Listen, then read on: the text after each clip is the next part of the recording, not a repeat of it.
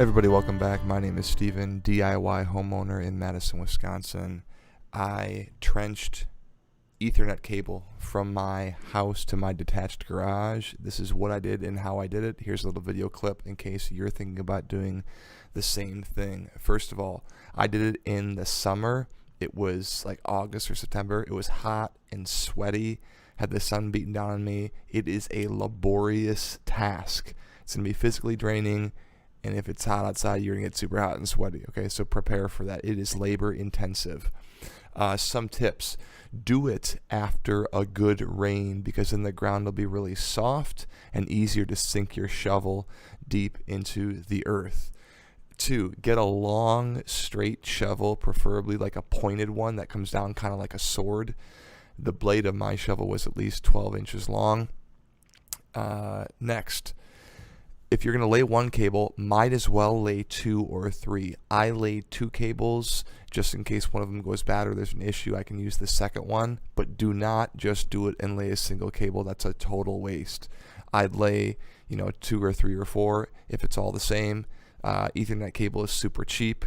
The hard part is opening up the earth, digging down. That's the hard part. So once you got that done, put as much as you can in there, cover it back up, and leave it. Next tip, when you do it, it might also be a good idea to do grading at the same time. So if the earth is pitched toward your house, you don't want that. You want rain to come down the house and then to go out and away from the foundation. So if you're going to be doing any grading around the house, use that time to also trench for Ethernet at the same time. Next, for penetrations that are going into the residence or into the garage, make sure you seal those with a spray foam or a caulk or something. I'd recommend wrapping those wires, the Ethernet cable, with some sort of tape or some sort of non-sticky something, and then put the caulk or the spray foam so that caulk or spray foam touches the barrier that's between the wire and the foam, so that if you ever have to pull out a wire or something, the caulk doesn't get all over the Ethernet wires. A couple last tips about how I did this and what I did. I pulled Ethernet to my garage because I wanted to get Ethernet, a hardline connection, over to my neighbor because I wanted to share internet. That ended up not happening, but I still think it's a fantastic idea, especially when you can put people on different VLANs or different networks. It's totally safe. It's totally fine.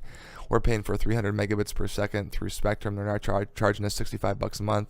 Used to be $45 a month. So the rates keep on going up. And let's face it, folks, we're all just like watching movies, checking our email and social media stuff, and doing very low bandwidth things. It makes no difference to me. I'd share my internet with everybody that I can, all my neighbors. I think just we got to work on the trust thing a little bit. I'm currently using the connections for Ethernet cameras hardlined in my garage, looking back at my house. And I also have a computer in the garage for when I'm working on projects out there. I have like a little technology station. I did not rent a trencher because those things are pretty expensive, plus they're heavy and you got to pay to get them up to your house, or you got to rent a truck to get them up there. So I was like, screw this, I'm just going to start trenching this by hand. Just make sure you have a long enough shovel to get down deep enough. I only got down about 12 inches, would have preferred to get down about 18, but then you got to make the top of the hole even wider so that you can go down deeper.